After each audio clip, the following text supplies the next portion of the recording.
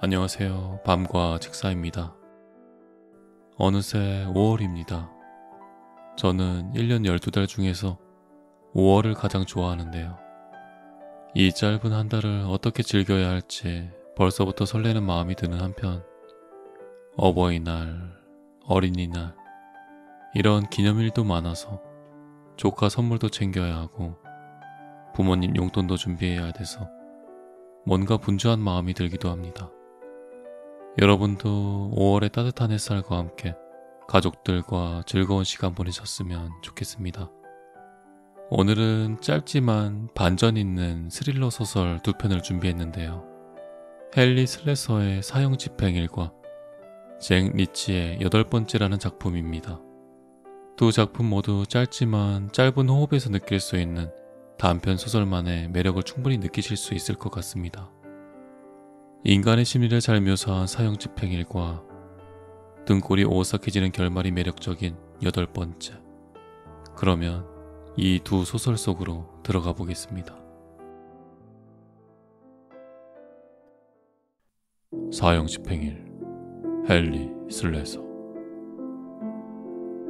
배심원장이 일어서서 평결 내용을 읽을 때 검사 워런 셀비는 유죄 판결을 마치 자기의 공적에 대한 표창장이라도 되는 듯 들었다.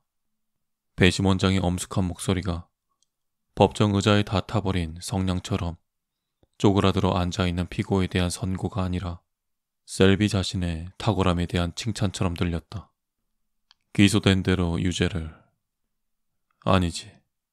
워런 셀비는 의기양양하게 이렇게 생각했다. 내가 입증한 대로 유죄를 이겠지. 한순간 판사의 우울한 눈이 셀비의 눈과 마주쳤다.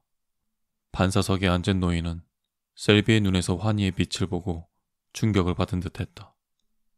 그러나 셀비는 행복감, 성취감, 최초로 따낸 중형 판결에 대한 만족감을 도무지 감출 수가 없었다. 셀비는 얼른 서류를 정리해 담았다. 갸름한 갈색 얼굴에서 금방이라도 웃음이 터져나올 듯 했지만 근엄하게 입을 꾹 다물려고 했었다.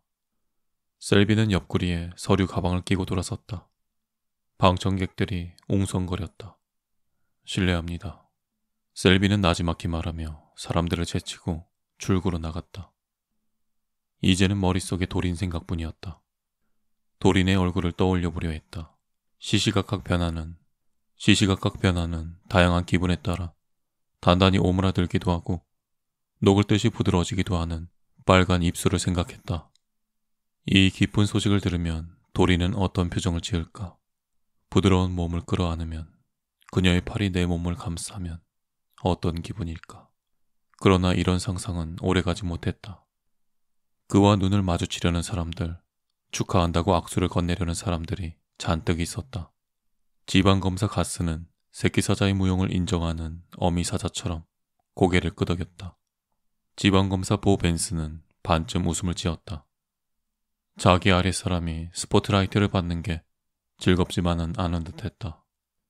기자, 사진기자들이 한마디 해달라, 포즈를 취해달라 하면서 달려들었다. 예전 같으면 이것만으로 충분했을 거였다.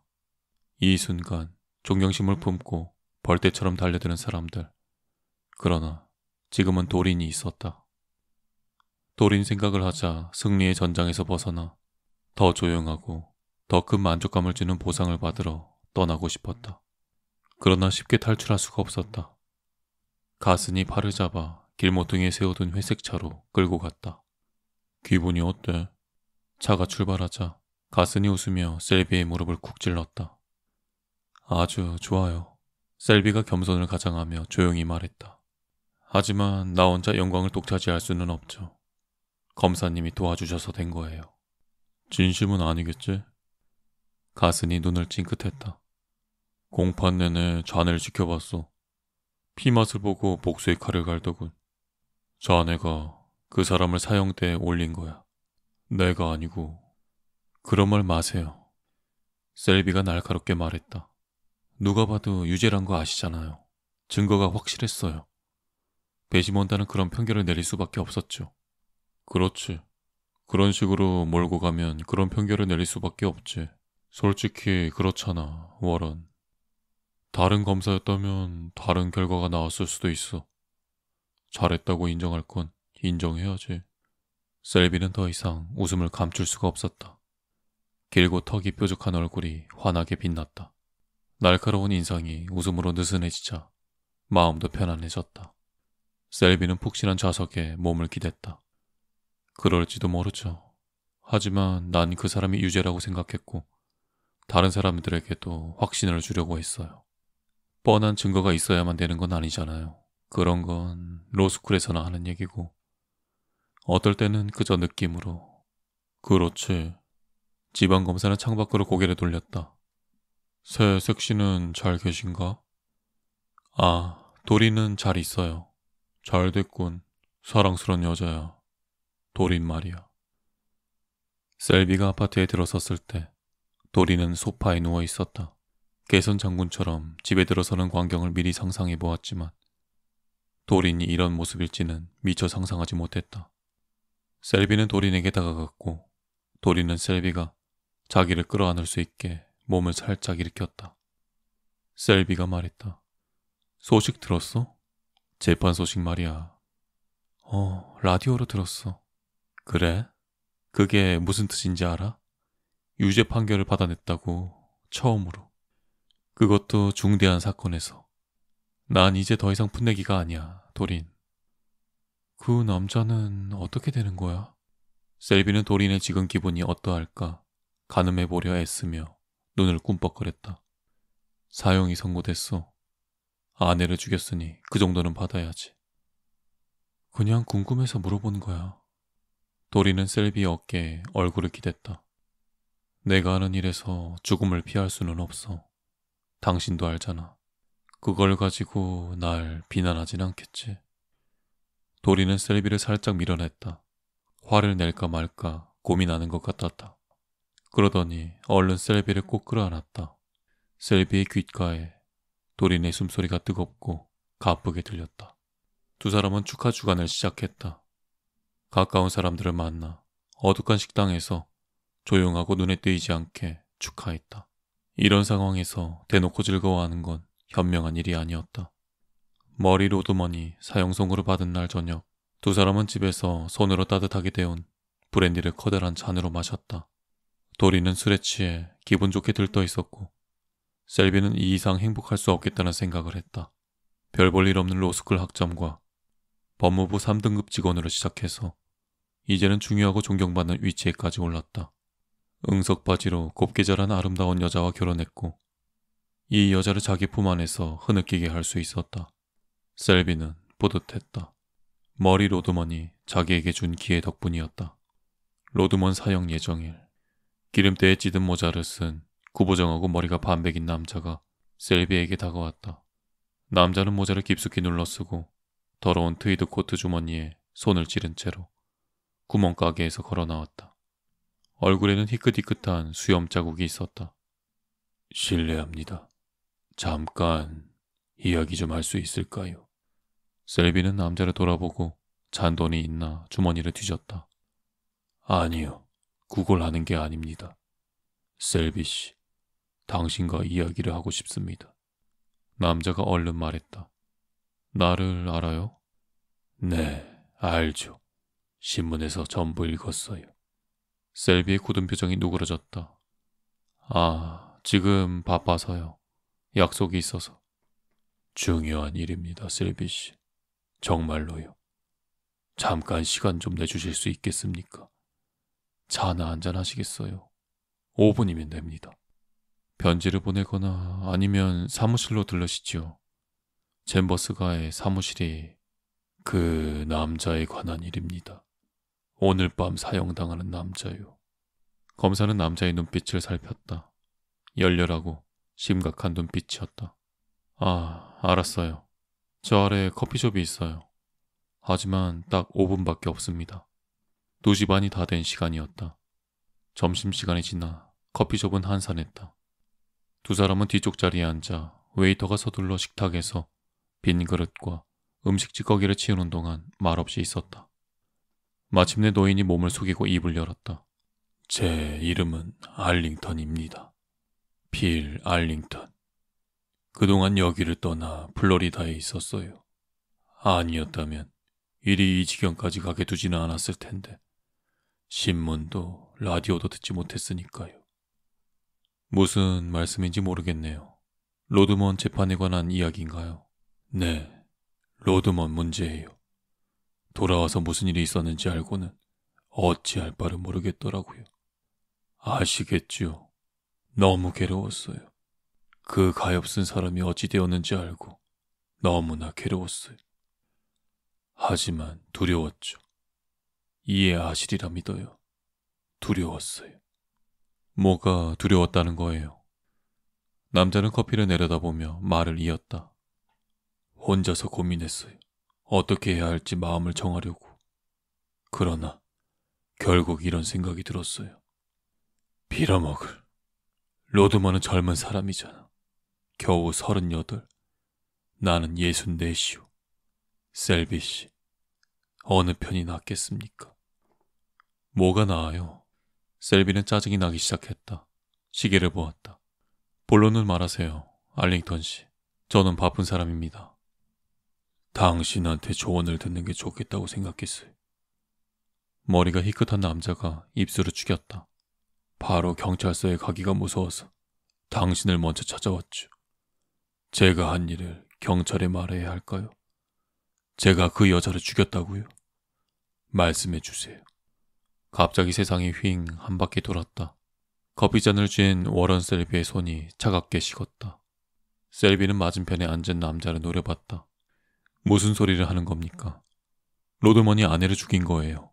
입증됐어요. 아니에요. 그게 아니에요. 동쪽으로 가려고 히치하이킹을 했어요. 윌포드에서 차를 얻어 탔죠. 어디에 먹을 것이 있고 일자리가 있을까 생각하며 여기저기 돌아다녔죠. 그 집 문을 두드렸어요. 사람 좋은 아줌마가 문을 열어주더군요. 일거리는 없었지만 샌드위치를 주었어요.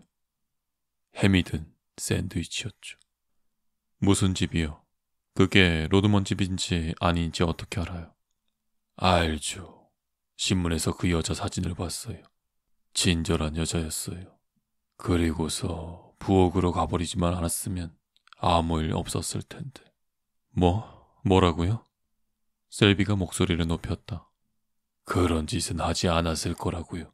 나한테 잘해줬으니. 그런데 돈이 한 푼도 없었어요. 잔장에 있는 병을 뒤져봤죠. 여자들은 그러잖아요. 항상 병 속에 돈을 넣어두죠. 비상금이라나 뭐라나. 그러다 들켰고 여자가 화를 냈죠. 소리를 지르지는 않았지만 그냥 넘어가지도 않으리라는 걸 알았죠.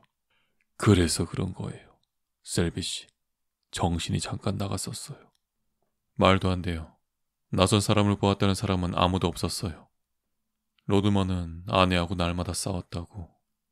남자가 어깨를 으쓱했다. 그건 전 몰라요. 그 사람들에 대해서는 아무것도 몰라요. 하지만 그렇게 되었어요. 그래서 검사님을 찾아온 겁니다. 남자는 이마를 문질렀다.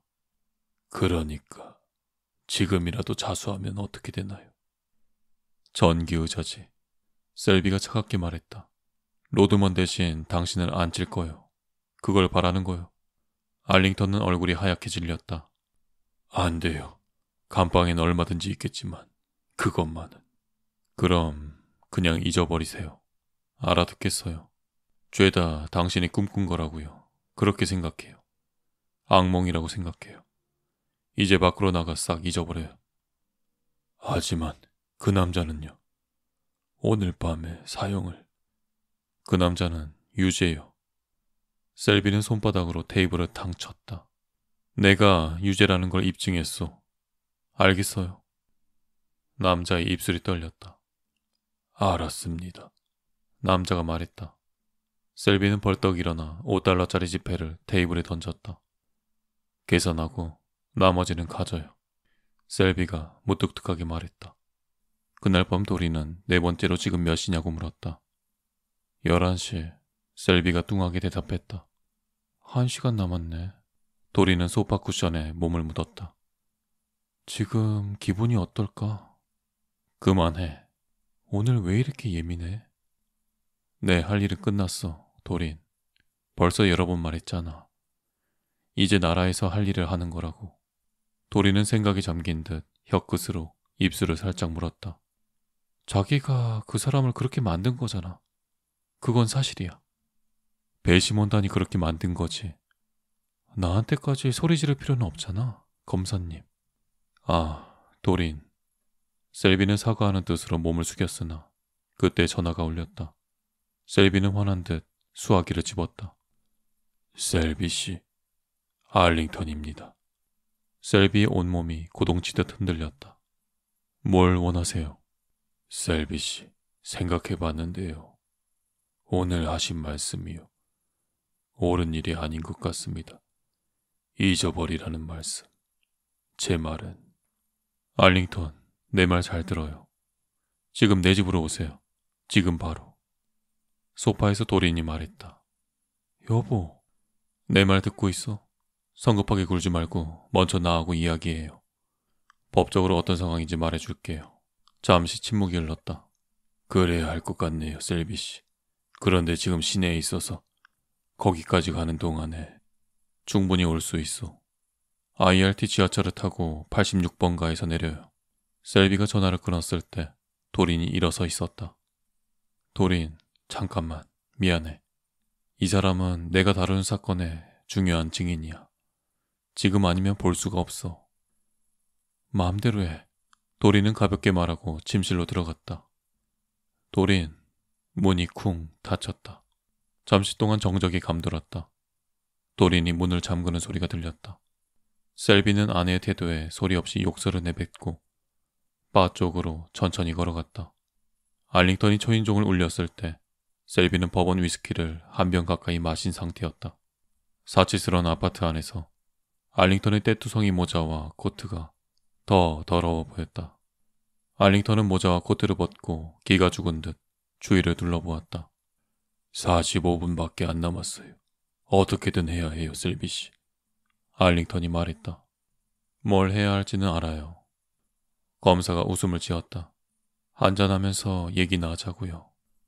그러면 안 되는데. 그러나 남자의 눈은 이미 셀비의 손에 들린 병에 꽂혀 있었다. 검사는 더 환하게 웃었다. 11시 반. 알링턴의 목소리는 걸쭉하고 탁했고 눈빛은 흐렸으며 로드먼에 대한 걱정도 잊은 듯했다. 셀비는 손님 잔을 계속 채워주었다. 노인은 주절되기 시작했다. 어린 시절, 괜찮았던 지난 시절, 자기를 해코지한 사람들에 대한 욕설. 잠시 뒤 덥수룩한 머리가 기우뚱해졌고 눈꺼풀이 자꾸 내려앉았다.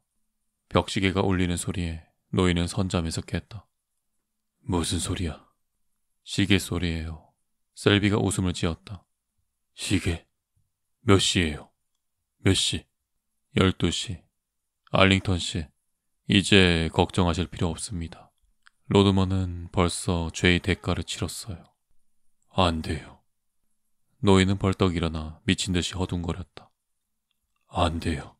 내가 죽였어요. 그 사람이 아니라 죄 없는 사람을 죽이면 안 돼. 진정해요, 알링턴 씨. 이제 어쩔 수 없어. 아니에요, 아니에요. 말해야 해요. 경찰에. 뭐 알아요. 로드먼은 처형되었어.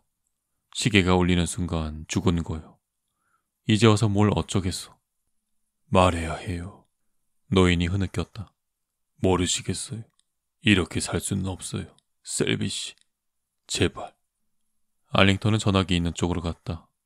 셀비는 얼른 수화기에 손을 올려놓았다. 그만두시오. 셀비가 말했다. 두 사람이 수화기를 두고 싸웠으나 알링턴은 젊은 사람을 당할 수 없었다. 날 막을 수는 없어요, 셀비 씨. 내 발로 찾아갈 거예요. 가서 얘기할 거예요. 당신이 어떻게 했는지도. 알링턴은 비틀비틀 문 쪽으로 갔다. 셀비는 팔을 뻗어 노인의 몸을 획 돌렸다. 미친 노인네. 말썽을 자초하는군. 로드먼은 죽었어. 상관없어. 셀비는 팔을 뻗어 수염이 희끗한 살이 축 늘어진 얼굴을 후려갈겼다. 노인은 맞고 흐느꼈으나 계속 문으로 나가려고 했다. 셀비는 분노가 치밀어 노인을 다시 때렸고 그러고 난 뒤 셀비의 손은 노인의 앙상한 목에 머물렀다. 다음 단계는 자연스럽게 이어졌다. 늙은이의 목숨은 쉽사리 끊어졌다. 살짝 힘을 주었을 뿐인데 절박한 숨소리, 거칠고 거슬리는 목소리, 빌어먹을 헛소리를 멈출 수 있었다. 셀비는 손에 점점 힘을 주었다. 그러고는 손을 놓았다. 노인의 몸이 기울어 셀비의 몸 쪽으로 쓰러져 바닥에 엎어졌다. 문가에 굳고 차가운 눈이 바라보고 있었다. 도린이었다. 도린, 내 말 좀... 그 사람을 죽였어. 도린이 말했다. 정당방위야. 셀비가 소리쳤다. 무단 침입해서 강도질을 하려고 했다고. 도린은 문을 쾅 닫고 안에서 잠갔다. 셀비는 카페트를 가로질러 달려가 미친 듯 문을 쾅쾅 쳤다. 문고리를 돌리고 도린을 불렀지만 대답이 없었다. 그때 전화 다이얼 돌리는 소리가 들렸다. 벤스까지 와서 아파트에서 웅성대지 않았더라도 최악이었을 텐데. 셀비를 미워하는 지방검사보 벤스까지. 벤스는 바보가 아니니 강도 사건이라고 해봤자 쉽사리 거짓임을 간파할 것이다. 셀비가 알링턴을 기다리고 있었다는 걸 알아낼 것이고 벤스는 셀비가 이렇게 되어 기뻐하겠지. 그러나 벤스는 기쁜 표정이 아니었다. 황당히 하는 것 같았다. 셀비의 아파트 바닥에 뻗은 시체를 보더니 이렇게 말했다. 이해가 안 돼. 워런, 이해가 안 돼. 저런 무해한 노인네를 왜 죽인 거야? 무해하다고요? 그래, 무해하지. 알링턴 아니야. 한눈에 알겠네. 저 사람을 알아요? 셀비는 한 대 얻어맞은 기분이었다. 그럼 벨레오군에서 일할 때 만났지. 여기저기 돌아다니면서 살인했다고 자백하는 미친 노인네잖아. 그런데 왜 죽인 거야? 아니, 대체 무엇 때문에? 8번째, 잭 리치. 시속 130km 정도로 달리고 있었지만 길이 길고 곧게 뻗어 있어 별로 속도감이 느껴지지 않았다. 자동차 라디오에서 나오는 소리에 귀를 기울이는 빨강머리 소년의 눈이 빛났고 약간 흥분한 듯했다. 뉴스 속보가 끝나자 소년은 음량을 낮췄다. 소년은 손으로 입가를 닦았다. 발견된 희생자가 7명이래요. 내가 고개를 끄덕였다. 나도 들었어. 나는 핸들에서 한 손을 떼고 뻣뻣한 목 뒤를 문질렀다. 소년은 나의 행동을 지켜보더니 장난기 어린 웃음을 지었다. 불안하세요? 나는 소년을 보고 눈을 꿈뻑였다. 아니, 왜? 소년은 계속 싱글거렸다.